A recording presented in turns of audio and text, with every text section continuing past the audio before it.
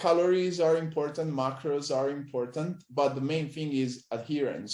Because if there's not adherence, the athlete is not going to be compliant, or he's going to try hard for a couple of weeks or months, and then he's gonna drop out, and he's going to eat even more. And so you told me earlier on WhatsApp that you've been practicing saying the word cunt. I don't know what that says about your perceptions of me in this podcast, but Dr. Capodaglio, welcome. Oh, thank you. Buongiorno, friends of the Strength and Conditioning Network. And yeah, you know, I'm living this life as a journey, and this journey includes creating a flowery vocabulary. And so in America, I'm getting the best of my British friends. They can introduce new words to the vocabulary, and you know, such as the one that you said. That particular one is quite a verbal hot potato in America. It packs a lot of punch. So I would use only in emergency. Oh, only in emergency. If you're not English. Oh, okay.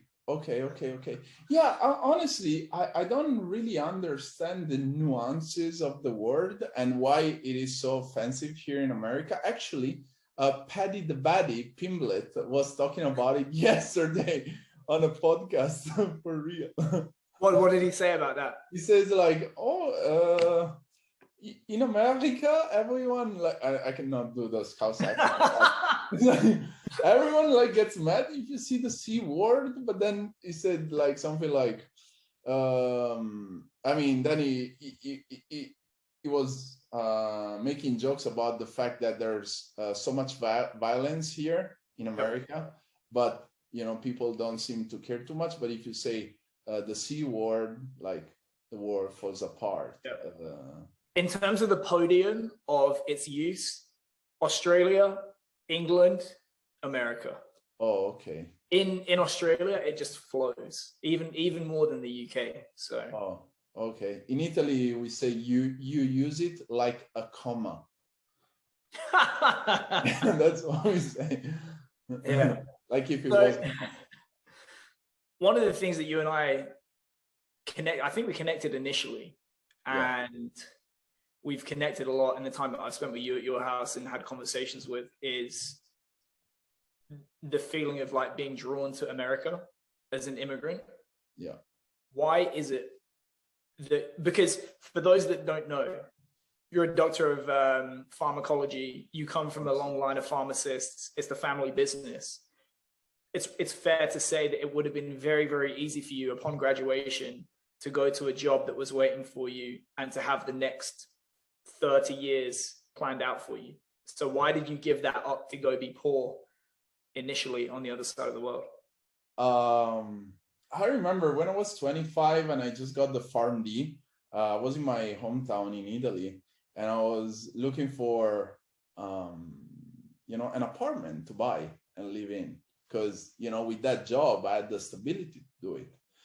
Then I started to wonder, what do I really want to be here in 15, 30 years? Or I'm just gonna, you know, have a family at one point and I'm just gonna drop it. I'm gonna run away and I'm gonna open a bar in Rio de Janeiro because I'm super unsatisfied with my life. So I made the big jump, and honestly, I always had this American dream. I'm not gonna lie, I'm a big fan of America.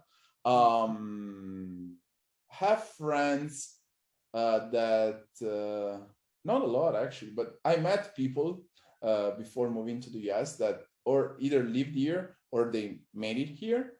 And so I guess I was cocky enough to, you know, invest the money that I saved in the project, and you know, here I am. The beginning was pretty hard, but day by day, I couldn't see the whole path from the moment where I first landed to America in 2018 to now. But then, you know, I put brick on brick, and now I have my little wall, and I'm looking forward to make it even bigger. So, do you feel? I'm a little bit older than you, but you know, from my experiences, the recession in 2008 and the global financial crisis probably hit Europe a lot harder than America, and particularly in Italy, the Euro crisis. Was that a push out of Italy as well as a pull from America? Because I imagine young people in Italy really struggled around that time, like 2011. Italy for sure has its own problems, but I want to say that basically the year when the subprime crisis happened, I was a freshman in college. So I mean, I was not in the work world yet, and I want to say just no, it didn't affect me. I was not running away from anything in Italy. From, let's say, I was not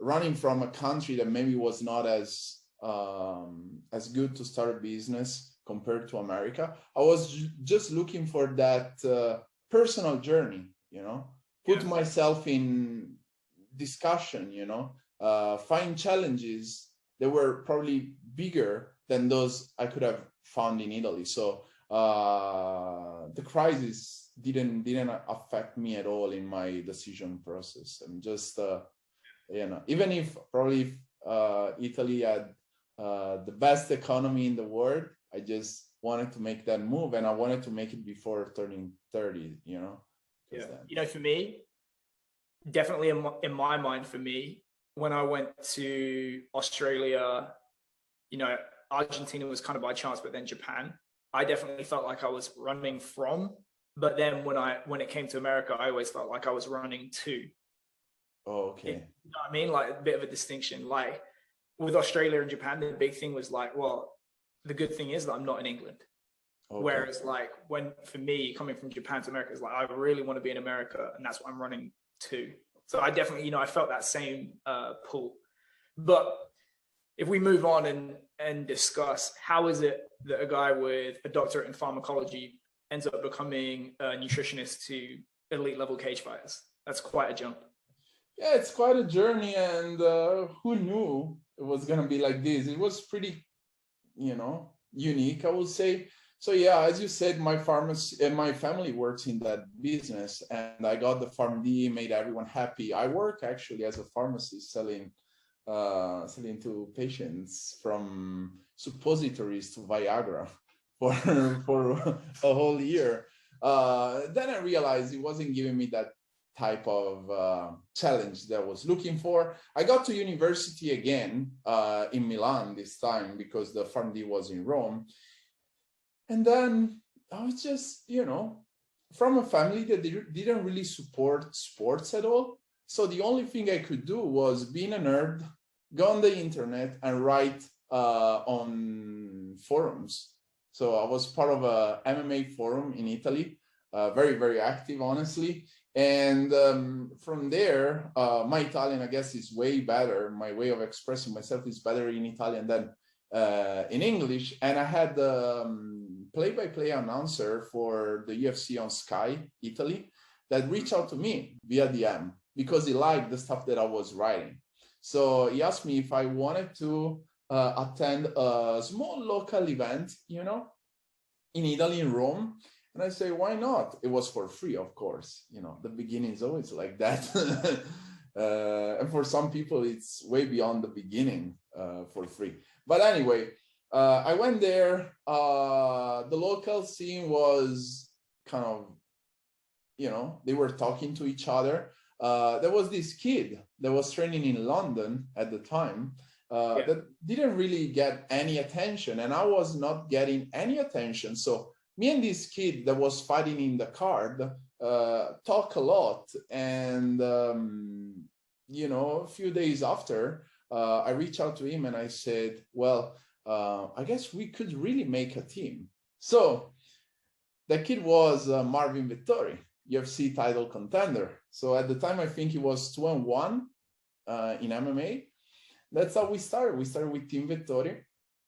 And at the beginning was just a group of friends trying to do something together. And then we define our roles later. and he moved to America. We actually came to America as tourists the first time in 2015.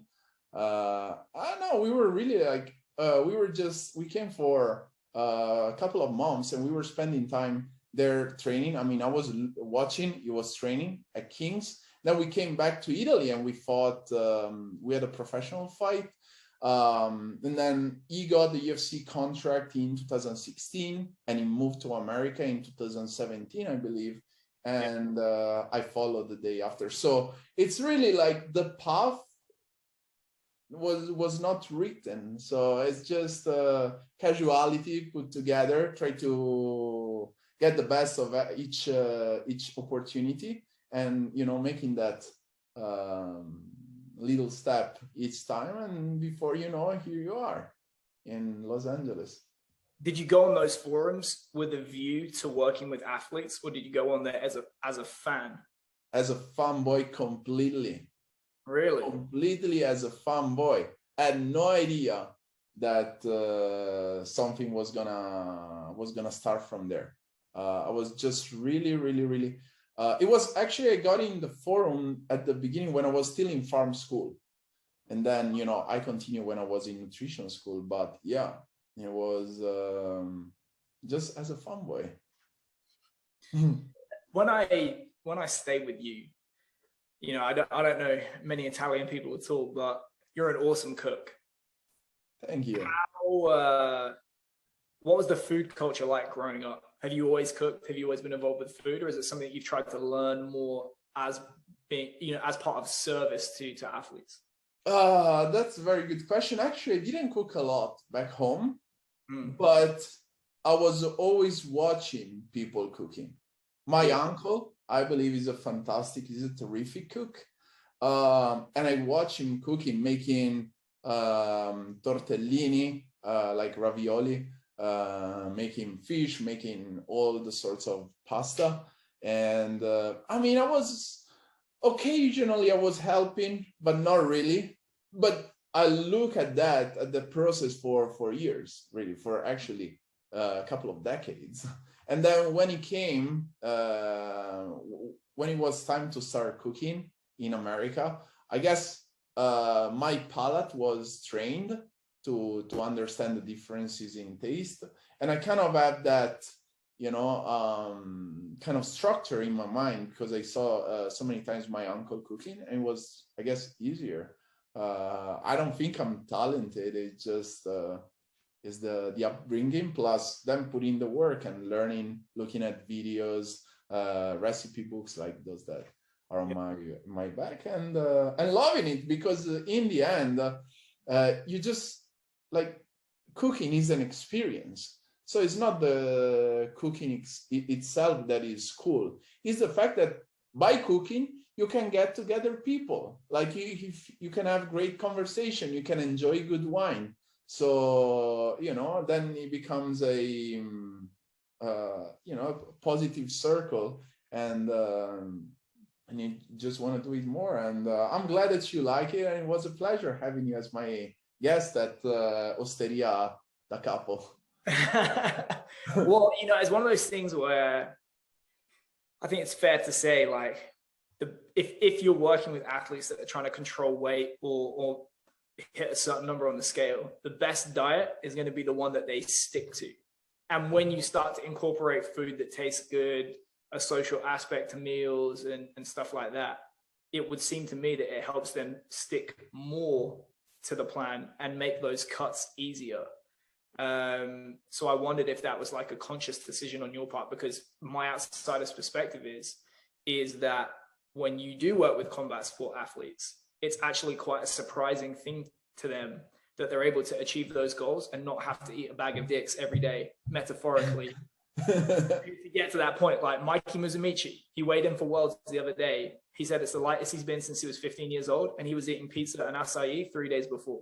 Yeah, for sure. Yeah, I mean, as you said, I mean, calories are important, macros are important, but the main thing is adherence. Because if there's not adherence, the athlete is not going to be compliant, or he's going to try hard for a couple of weeks or months, and then he's gonna drop out, and he's gonna even more and even worse because he has this this need to binge eat. So my focus was really like, can we try to adapt the way I will cook for me, for my friends, to an athlete lifestyle? And that's how the whole philosophy behind Capo Nutrition started. And I was wondering, what's the dish that you like the most at my place?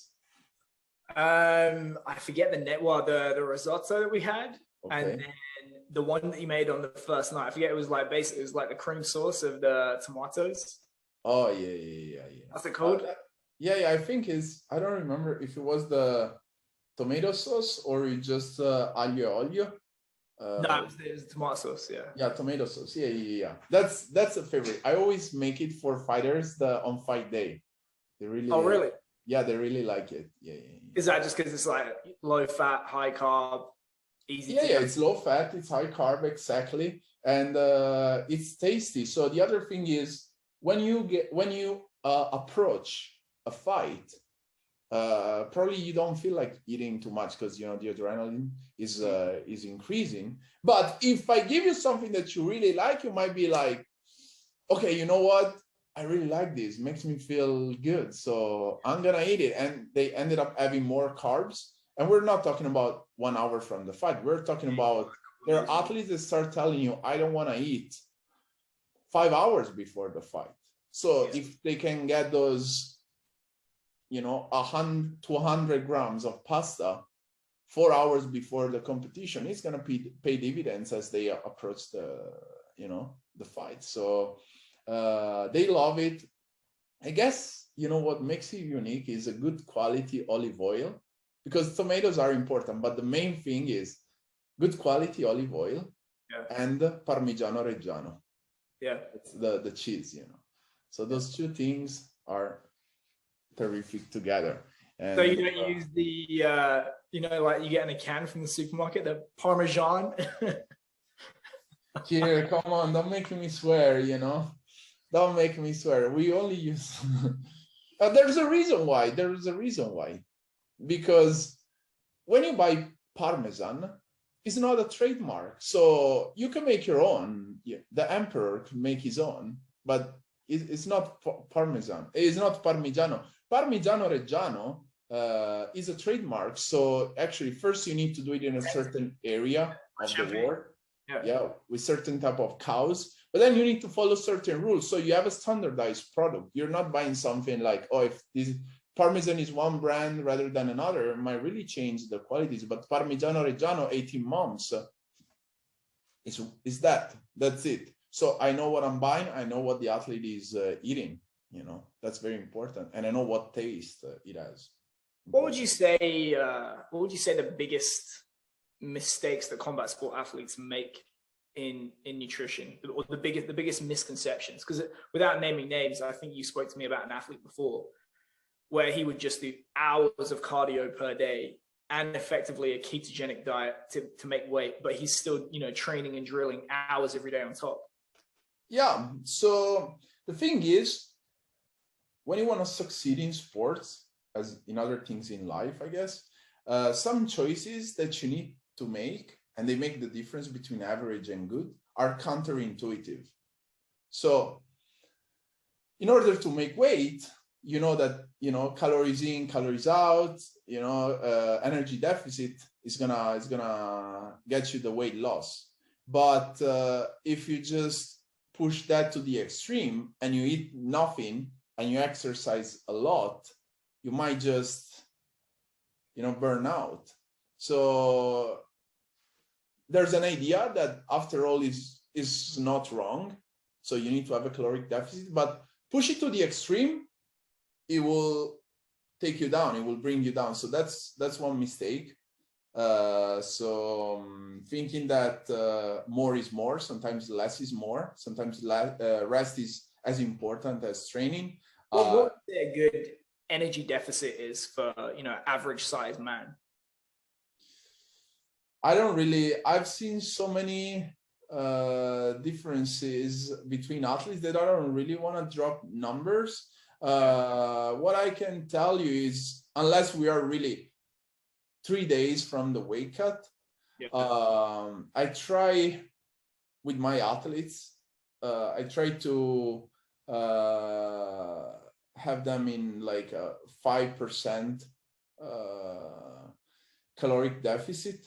But that's also, I mean, it's an approximation. That's why I don't want to drop numbers, because as of right now, with the technologies that we have, the algorithms that we have, it's very hard to assess exactly how much one athlete is burning, you know, with the NEAT, the not exercise energy expenditure is very hard. So, I mean, an estimate, I try to have them around like 5% of caloric deficit, but that also is not every day, because I might have bigger deficits certain days, and then one day I might do the recharge. That's something, one of my aces, the recharges are very important. And I saw those type of protocols where there are some days, or like 2-3 days in a row when we recharge, they seem to have a very positive effect overall on the weight loss process. And you were asking me about the you know, the misconception that athletes have, and one of them is for sure looking at like a fight camp as it is a short run, while it's a marathon. So you don't want to, like, as long as there's a positive trend in terms of weight loss, you shouldn't freak out if one day your weight is 3-4 pounds more than what it was expected to be, as long as overall there's a positive trend in weight loss. So unfortunately, like, some athletes, they freak out if every day the weight on the scale is not as they are expecting, while I try to talk to them and say, you know, in the end, it's important if by Sunday, the end of the week, we got this weight loss. That 7-day average, 14-day average that you track that trend over? I mean, usually we have goals week by week, so we'll say 7 days. But then again, like, really, some weeks it doesn't go according to plans, but then you analyze, maybe the athlete had very bad sleep, or I don't know, something went wrong with training, there was a little injury, and then the weight doesn't how do you say, doesn't follow the plans. Still, like, there are cases where you should just chill, not freak out. Then obviously, if week by week you're not getting on the mark, then yes, you're on the road to not making weight. But I promise you, with that approach, with this approach I'm employing, it never happened. It happened to our opponents, on the other hand. You know, like, for example, I'm not gonna lie, and I'm not even talking trash, I'm just talking about the facts. When Marvin Vettori fought 2 months ago, Borrachinha, they both had to make 186. Okay, so we showed up on fight week, I believe, and Marvin was 199. So, you know, he's a big boy. So it's 13 over. That means that he was still eating, and it was 13 over. Means that you still have to remove the carbs and stuff. Water, hyperhydrated, it was having all the electrolytes. So, you know, it's fair, I would say. But Achinha showed up at 219, and he had to make 186. So in that case, probably didn't hit the mark. 34 pounds? Yeah, 34, of course. 33. 33, yeah, sorry. Yeah, with the pound of tolerance. But, you know, in that case, I don't know who's taking care of the nutrition, but yeah, you should see that, you know, the marks, probably they haven't been consistently hit in the previous probably 20 weeks, you know, because to get there. What numbers, you know, as a percentage, do you look to drop in fight week? Is it the same for men and women as well? Because presumably men leaner, more muscular, they can drop more weight in a week. I mean, yeah, of course. Men are more muscular, depending on the person, but yeah, overall, yes, they are, and they can drop more weight. It depends from person to person, because then science tells you, gives you ranges, but then as you work in the sports, you have like people really, there are people that middleweights that in a training session, they sweat, I'm not kidding, 11 pounds in one training session, and other people, they sweat 6 pounds. So, and they have almost the same percentage of body fat and muscle mass. So what I'm trying to do is work as much as I can on nutrition, on weight loss, let's say, or body recomposition, in a way that I can rely the least possible on dehydration, you know. So talking about the last day, I try to keep that percentage of weight a little under 5%. So yeah, a little under that. So that's the goal. Like, what's the most you've ever done in it, or not that well? What's the most that you've ever done, and what's the most that you've ever observed? Let me think. Done, I don't know, probably, I don't know, I don't want to say. You'd have to say for yourself, what's the most you've ever seen? Yeah, honestly, the most I've seen cutting, no, I mean, I have some example. Marvin, when he was a welterweight, he was cutting way more than when he was middleweight, to the point there that he couldn't make welterweight anymore. So we move up a weight class, right? The more I've seen, I don't know how much he was weighing, but the last fight that Marvin had before the UFC in Italy was at a local event, Venator, and in the same event there was Toquinho, not Tanquinho, Toquinho, the leg lock guy. Yeah. And he made 170. I don't know how, honestly.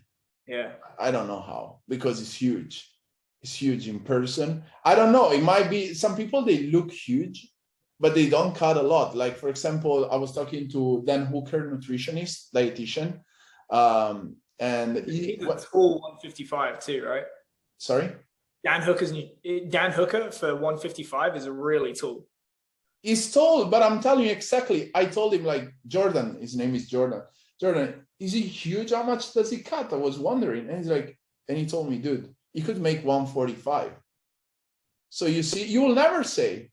That's why I'm saying you should analyze case by case, because, and he made 45 a month ago, I believe, just to try, because I believe from now on he's gonna fight at 145. But if you look at him, you will say, dude, this guy barely makes 155. No, he makes 155 easy and can make 145. Yeah. So you see, case by case, you shouldn't judge before knowing the athlete. So yeah. When it comes to those weight class sports, do you feel that there's a point at which the cut eats into performance the next day, or is that mostly a reflection of the window that athletes have to cut? So you can feel as shit as you want with a 24+ hour cut, but then if you're doing a 2 or 3 hour weigh-in, like Olympic wrestling, or you're getting weighed as you step onto the mat, like jiu-jitsu, is that the driving factor as to how sensible a cut becomes?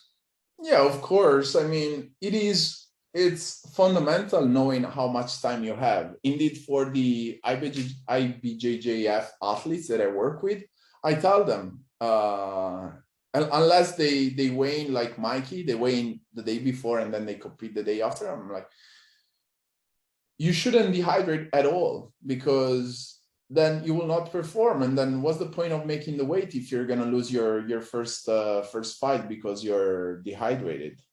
Now, that doesn't mean that in professional MMA, where you have 36 hours, you can basically push your body to its limits. We don't push our body to the limits. I mean, you saw it last weekend. It was not the performance that we wanted in the end, but it's not weight cut related. Like Cody Garbrandt, when he made 125. Yeah, how difficult a cut was that? It was fantastic. One of the best cuts I had in my life. It was yeah, for sure. That's why I'm still like very sad about the fight, because if the fight went another way, now we'll be talking about, you know, I don't know, I'll be a superstar now.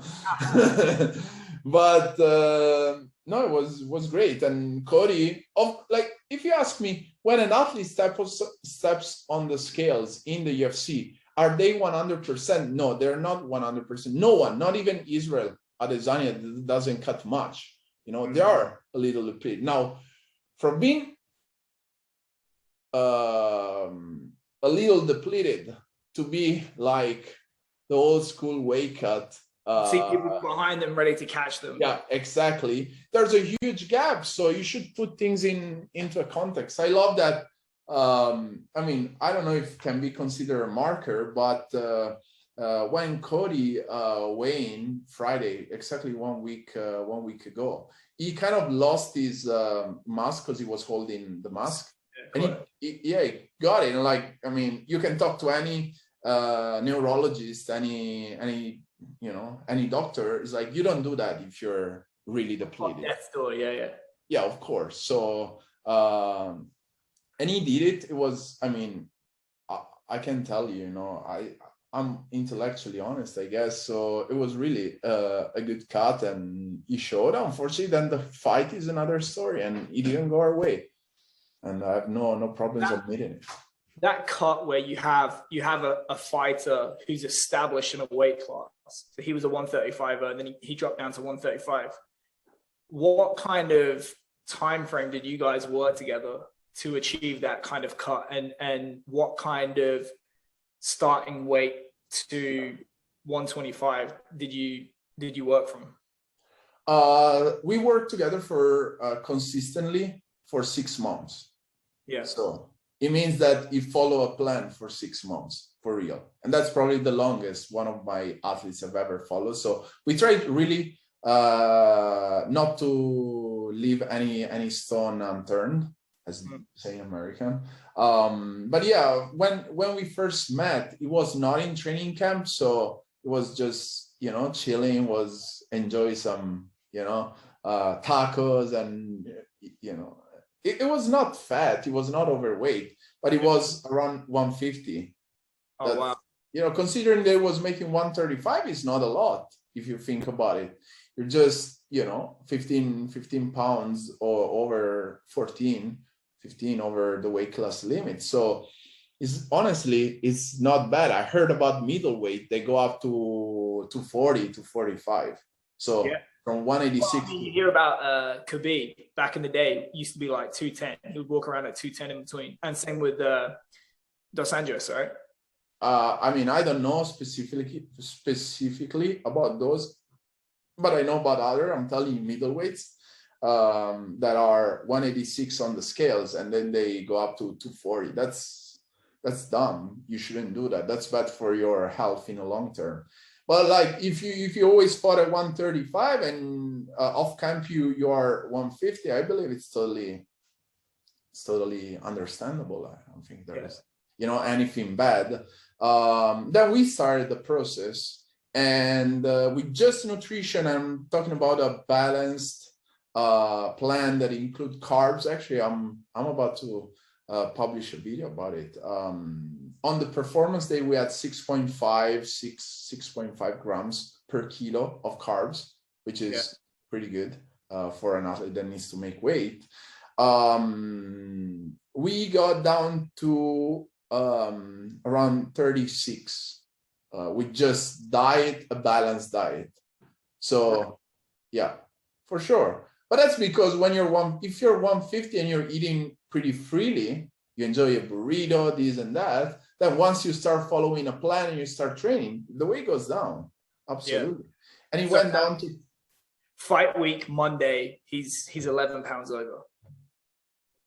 Yeah. 10. Oh yeah, actually at 126.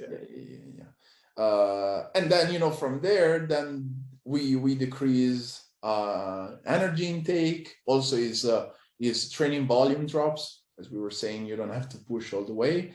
And yeah, then we started the cut that we were way below that number. So, and you know, the weight went down pretty effortlessly, I want to say, to the point that this is an insight just for the people in the in this channel watching.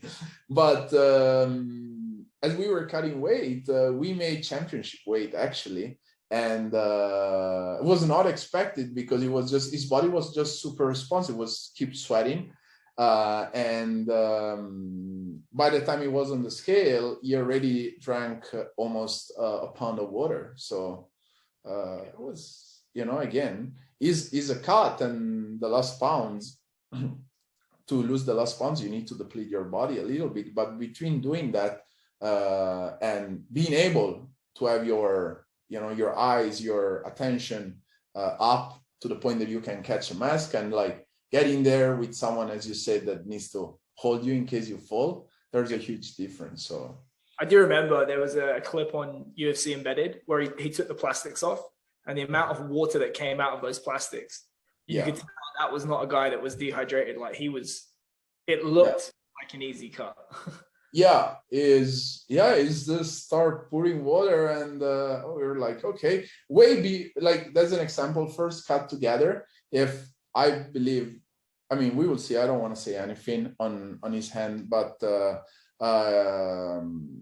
he was a high responder to the protocol for sure, way beyond expectations. So yeah. When it comes to active versus passive, do you leave that up to athlete preference, or do you provide input on that? So, for example, is it fair to say that when you do things like hot baths, that tends to be the highest rate of water loss, also the highest rate of water loss per unit of fatigue, as opposed to, say, on a treadmill in plastics? Well, no. So when it comes to that, usually you begin with active dehydration because the athlete has more energy, so he can hit mitts and stuff, and then you finish with the passive dehydration. And when it comes to passive dehydration, we have seen videos that became unfortunately viral about people cutting in baths and feeling awful. The problem, I believe, is not the, I mean, it's the cut, of course. These people were cutting a tremendous amount of weight. So they really felt depleted and grumpy and whatever. But the problem is that you need to train, like you need to be comfortable with being in a hot bath as much as you need to be comfortable to get in the cage and spar. It fucking sucks. It sucks. I mean, it's not ideal, of course, I agree with you. But the same thing is, and I tell you because I tried, is the ice bath. So the first time I got into an ice bath, not kidding, I don't know if you know PJ Nessler is a strength and conditioning coach.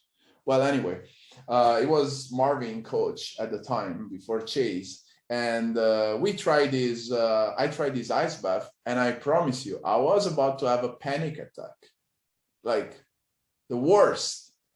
And if I were there alone taking the ice bath, no way I was gonna stay over 30 seconds. But he talked me into that, and I managed to do 3 minutes. It was horrible. I hated every second of it. I was feeling like, I don't know, my testosterone, everything was taken away from me. I was feeling like a worm.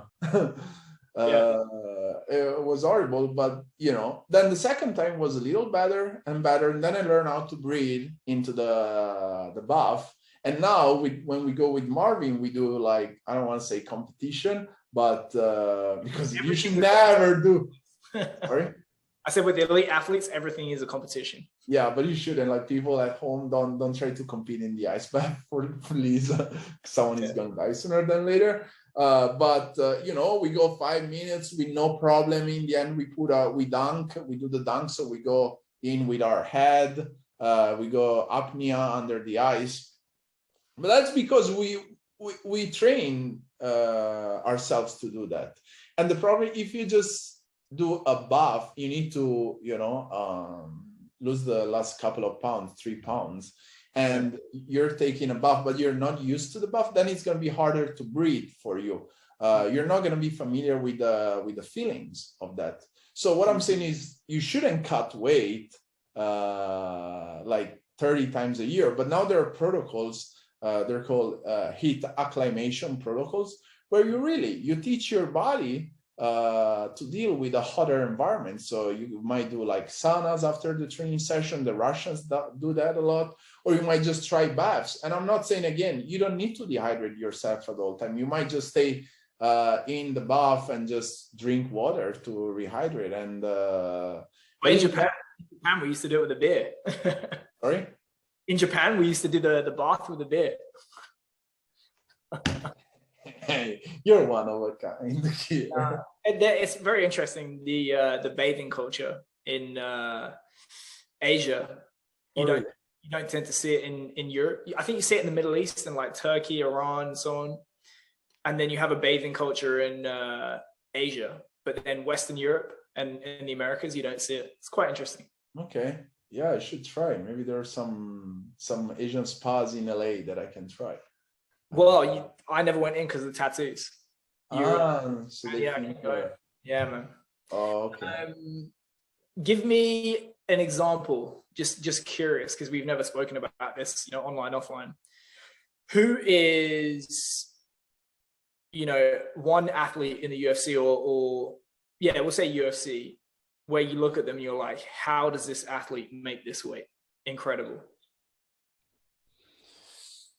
The operative that they make the weight, so not your friend Borrachinho. No, not Borrachinho, right? Well, let me think. I mean, I don't like to talk about other athletes, especially athletes that are not mine, unless there's something that I can, It's being complimentary, like it's impressive how they it's make impressive. The weight. Yeah. Let me think. I don't remember the name, but sometimes in the undercard, you see these huge guys. They seem like they come from football, American football, and they make light heavyweight. But I believe they're huge. No, I don't wanna I don't have any. Let me think. I need to think for a second. What do you think about Yoel Romero? Because it always used to amaze me. I mean, sometimes he clearly missed, but sometimes when he would make 185, 186, you look at him, you're like, what the fuck? How does this guy do this? Yeah, that is impressive. I need to say there's one thing. You need to see the person live to understand how big of a cut he was, because some people, they look huge. Yeah. But then in person, they're not as tall. So you realize, he makes weight because, okay, here's the thing. For example, a person that looks huge for welterweight, but then I saw him in person, I'm like, well, okay, but he's not as tall, so I understand. It was Tyron Woodley. Yeah. So 5'8", 5'10". Probably something like that. Yeah. But I saw him. I mean, I was a fan, so I was looking at him when he fought Koshek at the time, and he just looked huge. Because it's ripped, it looks like a statue. Yeah. Then I was in St. Louis for Bellator, and he was there. When he was in the UFC, he was in the UFC at the time. He was just attending the event, and I was sitting by him, and he was not as big. So, and then I realized, okay, well, maybe I don't know other people like Rory McDonald. They're not. For example, a person that's huge. It's if you see him live, he's huge. Is Carlos Condit. Yeah. Yeah. So it doesn't look as big as Tyron Woodley, but he probably walks around a higher weight. I don't know. I'm just guessing now. They're not my athletes, but yeah. So yeah, Condit, I believe, is huge. Rory McDonald, I believe, was pretty big for welterweight. While other people, they look more jacked, but they're shorter. Maybe they don't cut as much. Oh, you know what? There was one, actually. Let me think. that when I heard it, I don't know, am I right? Did Hector Lombard try to make welterweight once? I couldn't tell you. But yeah, it was huge, and I was like, whoa. And Toquinho as well, when he went down to welterweight, I was like, crazy. Oh, another one, now that I think Rumble Johnson being 170 at one point. Okay, yeah. No, but that doesn't make sense. Indeed, he Yeah. never made 170, I believe, right? He couldn't even make 185, I think. Yeah. So, yeah, I mean, for sure, Kier, like you can be a 125er. Now we do the announcement, then you never make 125. It's the same thing. So, well, you know, there was, I don't know if you heard it, there was Travis Stevens, who's a judoka, on Lex Friedman's podcast, and they were talking about making weight. So I think he was, I think it's at 84. And then the next weight class was 90.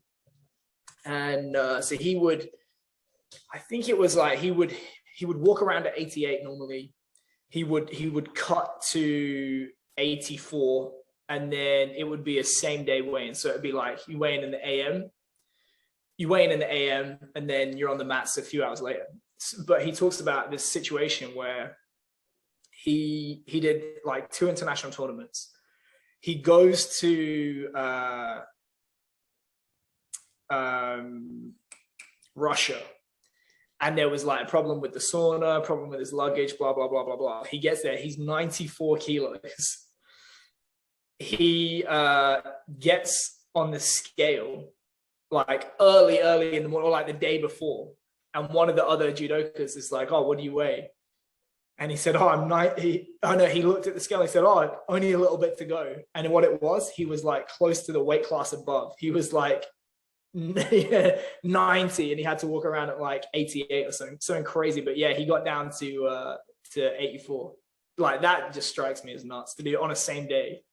Yeah, that I believe is honestly, that's the stuff where you should really consider. In those situations, you should really consider moving up weight class. And you know, even though, yeah, you need to manage weight, and the reality is, as long as the rules are going to be the one that we have in America, the rules of the Nevada, California State Athletic Commission, fighters are always going to get rid of the last pounds by depleting themselves. Now, it's really the whole conversation is about how to do it and how much you can do in percentage on your body weight. Because I'm telling you, I mean, losing 3-4% of your body weight is one thing, but when you go up like losing double of that, 8%, it's like almost killing yourself. How do ONE FC get around that? Because they is it right? They've largely seemed to have gotten rid of those weight cuts. Yeah. So ONE FC has a day before weigh-ins where athletes also need to pass a urine gravimetry test. So basically what they do, they make you pee, and then they measure how much electrolytes are in your urine. So the density of your urine. Over a certain number, you cannot fight. So you need to hydrate yourself and be on the scale at that weight.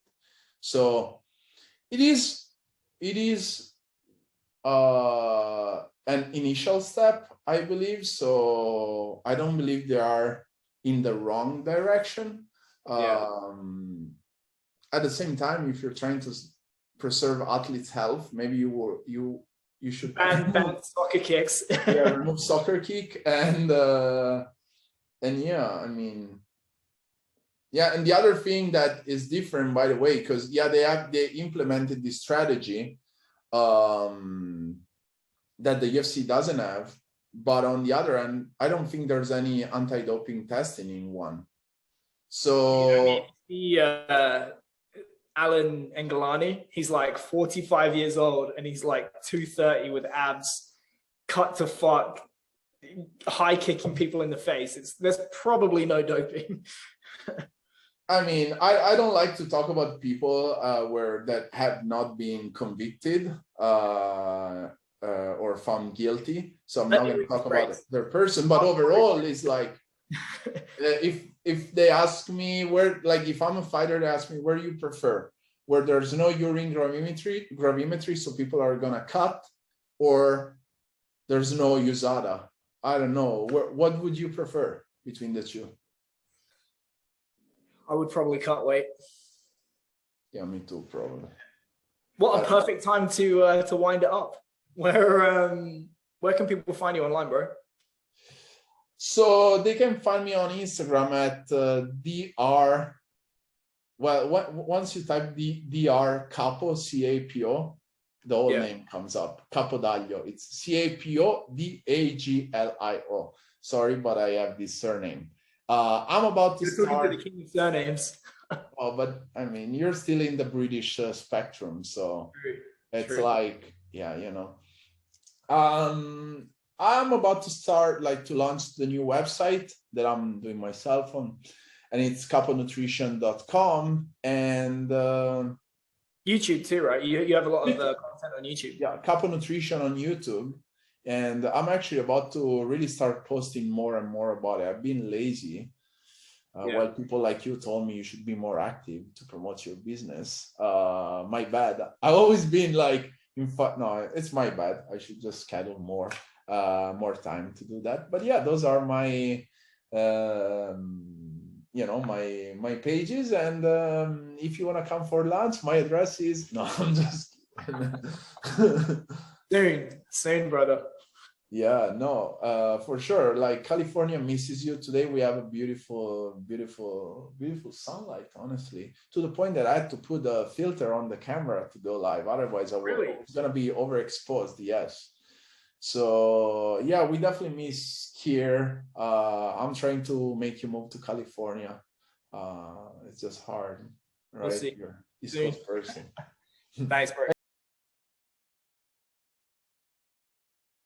Congratulations on making it to the end of the video. Why don't you celebrate by watching more videos just like it? You can also help us on our quest to placate the algorithm gods by liking, sharing, subscribing, and commenting. Thank you.